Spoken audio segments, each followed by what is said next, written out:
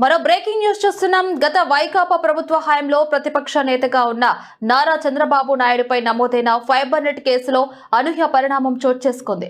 ఈ కేసులో ఎలాంటి ఆధారాలు లభించలేదని, అందుకే కేసును మూసివేస్తున్నట్లు సిఐడి, సిట్ అధికారులు ఏసీబీ కోర్టుకు నివేదిక సమర్పించారు. అయితే సిఐడి నిర్ణయాన్ని వ్యతిరేకిస్తూ ఫైబర్ నెట్ మాజీ చైర్మన్ గౌతమ్ రెడ్డి కోర్టును ఆశ్రయించడంతో ఈ వ్యవహారం మలుపు తిరిగింది.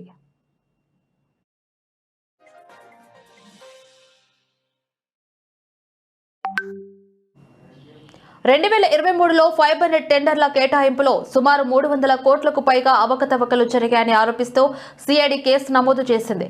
బ్లాక్ లిస్ట్ లో ఉన్న టెరాసాఫ్ట్ అనే సంస్థకు నిబంధనలకు విరుద్ధంగా టెండర్లు కట్టబెట్టారని ఎఫ్ఐఆర్ లో పేర్కొంది. ఈ కేసులో చంద్రబాబును కూడా నిందితుడిగా చేర్చింది.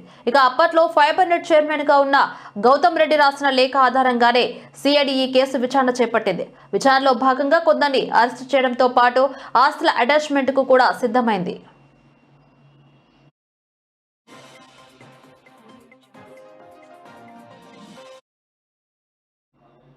అయితే తాజాగా ఈ కేసులో ఎలాంటి ఆధారాలు లేవని సిఐడి, సిట్ అధికారులు కోర్టుకు తెలిపారు. మాజీ ఎండీలు కూడా తమకు ఎలాంటి అభ్యంతరాలు లేవని చెప్పడంతో కేసు మూసివేతకు మార్గం సుగమమైంది. ఈ క్రమంలోని ఫిర్యాదుదారుడైన గౌతమ్ రెడ్డి తీవ్ర అభ్యంతరం వ్యక్తం చేశారు.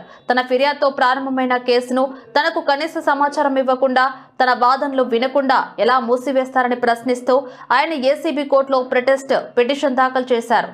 ఈ పిటిషన్పై సోమవారం విచారణ జరగనుంది. ఇక కోర్టు తీసుకోబోయే నిర్ణయంపై సర్వత్రా ఆసక్తి నెలకొంది.